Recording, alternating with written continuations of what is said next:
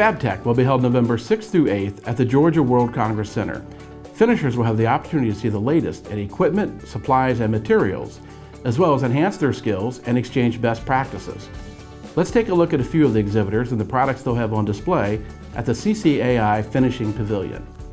Atotech will showcase its paint pretreatment and paint removal product portfolio, including Uniprep long life, low temperature cleaners, Uniprep AC weld and laser scale removers, and Master Remover paint removal processes. Caplugs displays its full range of product protection components, including SPPSH series pull plugs, recommended for masking off threaded or non-threaded through holes. Chemetall, the surface treatment global business unit of BASF Coatings, will exhibit a portfolio of finishing operation products, including new Gardo etch and TechCool products.